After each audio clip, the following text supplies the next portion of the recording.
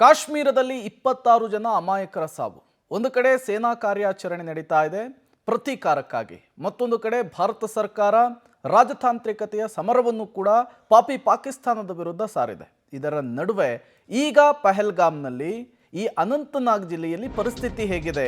Public TV ಅಲ್ಲಿಂದ ಪ್ರತ್ಯಕ್ಷ ವರದಿಯನ್ನು ಕೊಡ್ತಾ ಇರುವಂಥದ್ದು.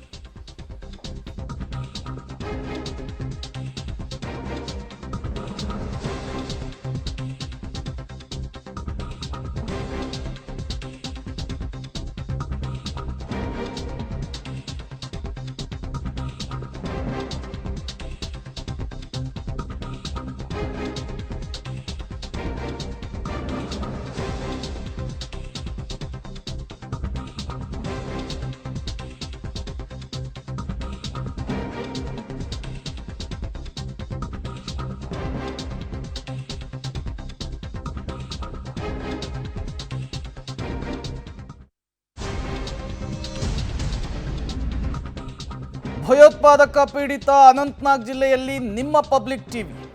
ದಕ್ಷಿಣ ಕಾಶ್ಮೀರ ಅನಂತನಾಗ್ ಜಿಲ್ಲೆಯಲ್ಲಿ ಸೇನಾ ಕಾರ್ಯಾಚರಣೆ ಆಗ್ತಾ ಇದೆ. ಅನಂತನಾಗ್ ಜಿಲ್ಲೆಯಲ್ಲಿ ವಿವಿಧ ಪ್ರದೇಶಗಳಲ್ಲಿ ಸರ್ಚ್ ಆಪರೇಷನ್ ಆಗ್ತಾ ಇದೆ. ಭಾರತೀಯ ಸೇನೆಯಿಂದ ತಲೆಮರೆಸಿಕೊಂಡ ಉಗ್ರರನ್ನು ಶೋಧಿಸೋದಕ್ಕೆ CRPF ಟೀಮ್ ಹೊರಟಿರುವಂಥದ್ದು. ಪಬ್ಲಿಕ್ ಟಿವಿ ಕ್ಯಾಮರಾದಲ್ಲಿ ಬೃಹತ್ ಕಾನ್ವೆ ಸೆರೆ ಸಿಕ್ಕಿದೆ. ಶಸ್ತ್ರಸಜ್ಜಿತವಾಗಿ ಸರ್ಚ್ ಆಪರೇಷನ್ಗೆ CRPF ಟೀಮ್ ಹೊರಟಿರುವಂತಹದ್ದು.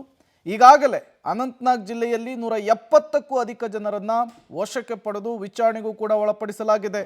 ಪಹಲ್ಗಾಮ್ ಭಯೋತ್ಪಾದಕ ದಾಳಿಯ ನಂಟಿನ ಶಂಕೆಯ ಹಿನ್ನೆಲೆಯಲ್ಲಿ 2 ಶಂಕಿತ ಉಗ್ರರ ಮನೆಯನ್ನೂ ಕೂಡ ಧ್ವಂಸ ಮಾಡಲಾಗಿದೆ. ಈಗ ಅನಂತನಾಗ್ ಜಿಲ್ಲೆಯಲ್ಲಿ ಶೋಧ ಕಾರ್ಯ ಮುಂದುವರೆದಿದೆ. ಹೇಗೆ ಭಾರತೀಯ ಸೇನೆ ಶಸ್ತ್ರಸಜ್ಜಿತವಾಗಿ ದಾಳಿಯನ್ನು ನಡೆಸಲಿಕ್ಕೆ ಅಥವಾ ಶೋಧ ಕಾರ್ಯಾಚರಣೆಯನ್ನು ನಡೆಸಲಿಕ್ಕೆ ಮುಂದಾಗ್ತಿದೆ ಅನ್ನೋದನ್ನು ಗಮನಿಸ್ತಾ ಇದ್ದೀರಿ. ಪಹಲ್ಗಾಮ್ನಲ್ಲಿ ಭಯೋತ್ಪಾದಕ ದಾಳಿಯಾದ ಬಳಿಕ ಕಾಶ್ಮೀರಕ್ಕೆ ಬಂದಿರುವಂತಹ ನಿಮ್ಮ ಪಬ್ಲಿಕ್ ಟಿವಿ ಇಲ್ಲಿಂದ ನೇರವಾದಂಥ ವರದಿಯನ್ನು ಮಾಡುವಂಥ ಕೆಲಸವನ್ನು ಮಾಡ್ತಾ ಇದೆ. ಸದ್ಯಕ್ಕೆ ನಾವೀಗ ಅನಂತನಾಗ್ ಜಿಲ್ಲೆಯಲ್ಲಿದ್ದೀವಿ. ದಕ್ಷಿಣ ಕಾಶ್ಮೀರದಲ್ಲಿ ಬರುವಂತಹ ಅನಂತನಾಗ್ ಜಿಲ್ಲೆ ಭಯೋತ್ಪಾದನೆಗೆ ಸಾಕಷ್ಟು ಕುಖ್ಯಾತಿಯನ್ನು ಪಡೆದಿರುವಂತಹ ಜಿಲ್ಲೆ. ಈ ಜಿಲ್ಲೆಯಲ್ಲಿ ಅತಿ ಹೆಚ್ಚು ಭಯೋತ್ಪಾದಕರು ಕೂಡ ತಲೆಮರೆಸಿಕೊಂಡಿದ್ದಾರೆ. ಇಲ್ಲಿ ಬೇರೆ ಬೇರೆ ಕಾರ್ಯಾಚರಣೆಯಲ್ಲೂ ಕೂಡ ಭಾಗಿಯಾಗ್ತಾರೆ. ಹೀಗಾಗಿ ಈ ಒಂದು ಜಿಲ್ಲೆ ಆಗಾಗ್ಗೆ ಸಾಕಷ್ಟು ಸುದ್ದಿಯಲ್ಲಿರುತ್ತೆ ಭಯೋತ್ಪಾದನೆ ಅವರ ಉಗ್ರರಿಗೆ ವಿಚಾರಗಳಿಗೆ ಸಂಬಂಧಪಟ್ಟಂತೆ. ಈಗಲೂ ಕೂಡ ಪಹಲ್ಗಾಮ್ನಲ್ಲಿ ದಾಳಿಯಾದ ಬೆನ್ನಲ್ಲೇ ಸಾಕಷ್ಟು ಕಾರ್ಯಾಚರಣೆಗಳು ಅನಂತನಾಗ್ ಜಿಲ್ಲೆಗಳಲ್ಲಿ ಆಗ್ತಾ ಇದ್ದಾವೆ. ಕೆಲವು ಭಯೋತ್ಪಾದಕರ ಮನೆಗಳನ್ನು ಕೂಡ ಇಲ್ಲಿ ಧ್ವಂಸ ಮಾಡುವಂಥ ಕೆಲಸವನ್ನು ಮಾಡಲಾಗ್ತಾ ಇದೆ. ಸಿಟಿಯಲ್ಲೂ ಕೂಡ ಸಾಕಷ್ಟು ಹದ್ದಿನ ಕಣ್ಣನ್ನು ಇಡಲಾಗಿದೆ, ಎಚ್ಚರಿಕೆಯನ್ನು ವಹಿಸುವಂಥ ಕೆಲಸವನ್ನು ಮಾಡಲಾಗ್ತಾ ಇದೆ. ನಾನೀಗ ಅನಂತನಾಗ್ ಜಿಲ್ಲೆಯಲ್ಲಿದ್ದೀನಿ. ನೋಡ್ಬೋದು ಇಲ್ಲಿಯ ಸಿಟಿಯ ವಾತಾವರಣ ಹೇಗಿದೆ ಅನ್ನುವಂಥದ್ದನ್ನು ಕೂಡ ನೀವು ಗಮನಿಸ್ಬೋದು. ಎಲ್ಲ ಕಡೆಯೂ ಕೂಡ ಸೇನಾ ಕಾರ್ಯಾಚರಣೆಗಳು ನಡೀತಾ ಇರುವಂಥದ್ದನ್ನು ಗಮನಿಸ್ಬೋದು. ದೊಡ್ಡ CRPF ಪಡೆಗಳು ಹೋಗ್ತಾ ಇರುವಂಥದ್ದನ್ನು ನೀವು ಗಮನಿಸ್ತಾ ಇದ್ದೀರಿ. ಪ್ರತಿನಿತ್ಯವೂ ಕೂಡ ಜಿಲ್ಲೆಯ ಬೇರೆ ಬೇರೆ ಭಾಗಗಳಲ್ಲಿ ಕೋಬಿಂಗ್ ಕಾರ್ಯಾಚರಣೆಗಳು, ಸರ್ಚ್ ಆಪರೇಷನ್ಗಳು ಕೂಡ ನಿರಂತರವಾಗಿ ನಡೀತಾ ಇದ್ದಾವೆ.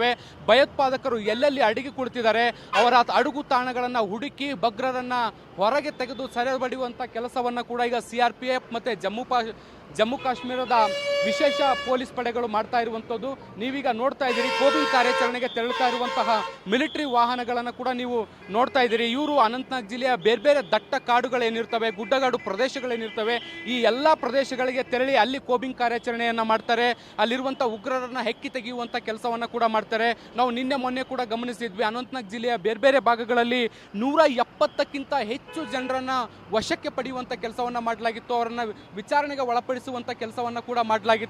ಆ ಮೂಲಕ ಈ ಒಂದು ಪಹಲ್ಗಾಮ್ನಲ್ಲಿ ನಡೆದಂಥ ಭಯೋತ್ಪಾದನೆ ಘಟನೆ ಏನಿದೆ ಅದಕ್ಕೂ ಅನಂತನಾಗ್ ಜಿಲ್ಲೆಯಲ್ಲಿರುವಂಥ ಕೆಲವೊಂದಿಷ್ಟು ಶಂಕಿತ ಭಯೋತ್ಪಾದಕರು, ಅನುಮಾನಾಸ್ಪದ ವ್ಯಕ್ತಿಗಳಿಗೆ ಏನಾದರೂ ಸಂಬಂಧ ಇದೆಯಾ ಅನ್ನುವಂಥ ನಿಟ್ಟಿನಲ್ಲಿ ಪತ್ತೆ ಹಚ್ಚುವಂಥ ಕೆಲಸವನ್ನು ಕೂಡ ನಿರಂತರವಾಗಿ ಮಾಡಲಾಗ್ತಾ ಇತ್ತು. ನೋಡಿ, ನಾನು ತೋರಿಸ್ತೀನಿ ಮತ್ತೆ ನಿಮಗೆ ಎಷ್ಟು ವೆಹಿಕಲ್ಸ್ ಅಂದರೆ ನೀವು ಕೌಂಟ್ ಮಾಡಲಿಕ್ಕೂ ಸಾಧ್ಯ ಇಲ್ಲ, ಅಷ್ಟು ವೆಹಿಕಲ್ಸ್ಗಳು ನಿರಂತರವಾಗಿ ಓಡಾಡ್ತಾ ಇರುವಂಥದ್ದನ್ನು ಗಮನಿಸ್ಬೋದು. ಒಂದು ರೀತಿ ಇಡೀ ಸಿಟಿಯಲ್ಲಿ ಒಂದು ಹದ್ದಿನ ಕಣ್ಣನ್ನು ಇಡುವಂಥ ಕೆಲಸ ಒಂದು ಕಡೆ ಆದರೆ, ಮತ್ತೊಂದು ಕಡೆಗೆ ಸುತ್ತಮುತ್ತಲಿನ ಜಿಲ್ಲೆಗಳು, ಗುಡ್ಡಗಾಡು ಪ್ರದೇಶಗಳು ಅಥವಾ ಕಾಡು ಪ್ರದೇಶ ಏನಿರುತ್ತೆ ಇಲ್ಲಿ ಅತಿ ಹೆಚ್ಚು ಭಯೋತ್ಪಾದಕರು ತಲೆಮರೆಸಿಕೊಂಡಿರುವಂಥ ಸಾಧ್ಯತೆಗಳಿರುತ್ತೆ. ಹಾಗಾಗಿ ಅವ್ರನ್ನ ಶೋಧ ಮಾಡಬೇಕು ಅಂದರೆ ಸರ್ಚ್ ಆಪರೇಷನ್ಗಳನ್ನ ಮಾಡಬೇಕಾಗುತ್ತೆ. ಸೊ ಹೀಗಾಗಿ ಸರ್ಚ್ ಆಪರೇಷನ್ಗೆ ದೊಡ್ಡ ಪ್ರಮಾಣದಲ್ಲಿ CRPF ಭದ್ರತಾ ಸಿಬ್ಬಂದಿಗಳು ಪ್ರದೇಶಗಳನ್ನು ತೆಗೆದುಕೊಂಡು ಹೋಗುವಂಥ ಕೆಲಸವನ್ನು ಮಾಡ್ತಾ ಇದ್ದಾರೆ. ಸಂಪೂರ್ಣವಾಗಿ ಶಸ್ತ್ರಸಜ್ಜಿತವಾಗಿರುವಂಥದ್ದು, ಅವ್ರ ಕೈಗಳಲ್ಲಿ ರೈಫಲ್ಗಳನ್ನು ಕೂಡ ನೀವು ಗಮನಿಸ್ತಾ ಇರ್ಬೋದು. ಎಲ್ಲರೂ ಕೂಡ ಸಂಪೂರ್ಣವಾಗಿ ಶಸ್ತ್ರಸಜ್ಜಿತವಾಗಿ ಈಗ ಬೇರೆ ಬೇರೆ ಪ್ರದೇಶಗಳಿಗೆ ತೆರಳುತ್ತಿದ್ದಾರೆ, ಅಲ್ಲಿ ಕೋಬಿಂಗನ್ನು ಆರಂಭಿಸ್ತಾರೆ. ಈ ಒಂದು ಘಟನೆಯ ಬೆನ್ನಲ್ಲೇ ಅನಂತನಾಗ್ ಜಿಲ್ಲೆ ಅಂತಲ್ಲ, ಕೇವಲ ಇಡೀ ದಕ್ಷಿಣ ಕಾಶ್ಮೀರ, ಅದು ಪುಲ್ವಾಮಾ ಆಗಿರ್ಬೋದು, ಅನಂತನಾಗ್ ಆಗಿರ್ಬೋದು, ಕುಪ್ವಾರ ಆಗಿರ್ಬೋದು, ಈ ಪ್ರದೇಶಗಳೇನಿದ್ದಾವೆ ಇಲ್ಲೆಲ್ಲವೂ ಕೂಡ ಕೋಬಿಂಗ್ ಕಾರ್ಯಾಚರಣೆಯನ್ನು ಮಾಡಲಾಗ್ತಾ ಇರುವಂಥದ್ದು. ನಾನು ಆಗಲೇ ತೋರಿಸುವಂಥ ಪ್ರದೇಶ ಏನಿದೆ ಇದು ಸಂಪೂರ್ಣವಾಗಿ ಸೇನೆಗೆ ಅಥವಾ CRPFಗೆ ಸಂಬಂಧಿಸಿದಂಥ ಪ್ರದೇಶ ಅಥವಾ ರಸ್ತೆ ಆಗಿರುವಂಥದ್ದು.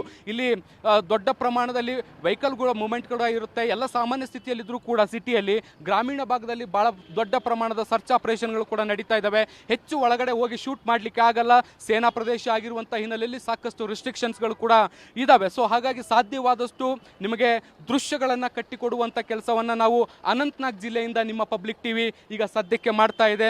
ನಿರಂತರವಾದಂಥ ವರದಿಯನ್ನು ಪಬ್ಲಿಕ್ ಟಿವಿ ಅನಂತನಾಗ್ ಜಿಲ್ಲೆ ಸೇರಿದಂತೆ ಪಹಲ್ಗಾಮ್ ಇರ್ಬೋದು, ಶ್ರೀನಗರ್ ಇರ್ಬೋದು, ಹೀಗೆ ಭಯೋತ್ಪಾದಕ ಪೀಡಿತ ಪ್ರದೇಶಗಳೇನಿದ್ದಾವೆ ಅಲ್ಲೆಲ್ಲ ಕಡೆಗೂ ಹೋಗಿ ನಿರಂತರವಾದಂಥ ವರದಿಯನ್ನು ಕೂಡ ಮಾಡುವಂಥ ಕೆಲಸವನ್ನು ಮಾಡ್ತಿದ್ವಿ. ಈಗಾಗಲೇ 2 ಭಯೋತ್ಪಾದಕರ ಮನೆಗಳನ್ನು ಧ್ವಂಸ ಮಾಡಿರುವಂಥ CRPF ಮತ್ತು ಸ್ಥಳೀಯ ಭದ್ರತಾ ಪಡೆಗಳು ಈಗ ಕೋಬಿಂಗ್ ಕಾರ್ಯಾಚರಣೆ ಆರಂಭಿಸಿದ್ದಾವೆ. ಇನ್ನಷ್ಟು ಉಗ್ರರನ್ನ ಹೊರತೆಗೆಯುವಂಥ ಕೆಲಸವನ್ನು ಕೂಡ ಈಗ ನಿರಂತರವಾಗಿ ಮಾಡಲಾಗ್ತಾ ಇದೆ. ಕ್ಯಾಮ್ರಾ ಪರ್ಸನ್ ಜಿತೇಂದ್ರ ಕುಮಾರ್ ಜೊತೆ ಶಬ್ಬೀರ್ ನಿಡುಗುಂದಿ, ಪಬ್ಲಿಕ್ ಟಿವಿ, ಅನಂತನಾಗ್.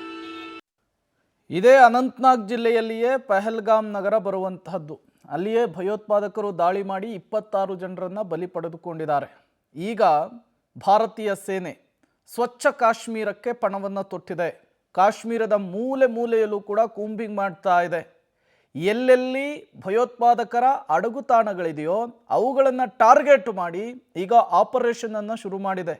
ಸದ್ಯಕ್ಕೆ ಅನಂತನಾಗ್ ಜಿಲ್ಲೆಯಲ್ಲಿ ಈ CRPF ಯೋಧರ ಪಹರೆ ಹೇಗೆ ನಡೀತಾ ಇದೆ, ಯಾವ ರೀತಿ ಅವರು ಸಿದ್ಧತೆಯನ್ನು ಮಾಡ್ಕೊಳ್ತಾ ಇದ್ದಾರೆ, ಯಾವ ರೀತಿಯಲ್ಲಿ ಕಾರ್ಯಾಚರಣೆ ಆಗ್ತಾ ಇದೆ ಅನ್ನೋದನ್ನು ನಮ್ಮ ಪ್ರತಿನಿಧಿ ಶಬ್ಬೀರ್ ನಿಡುಗುಂದಿ ಎಕ್ಸ್ಪ್ಲೇನ್ ಮಾಡುವಂತಹ ಕೆಲಸವನ್ನು ಮಾಡಿದರು. ಸದ್ಯಕ್ಕೆ ಅನಂತನಾಗ್ ಜಿಲ್ಲೆಯಲ್ಲಿ ಸೇನೆ ಅಲರ್ಟ್ ಆಗಿದೆ. ಅನಂತನಾಗ್ ಜಿಲ್ಲೆಯ ಮೂಲೆ ಮೂಲೆಗಳಲ್ಲೂ ಕೂಡ ಕಾರ್ಯಾಚರಣೆ ಚುರುಕಾಗ್ತಾ ಇದೆ.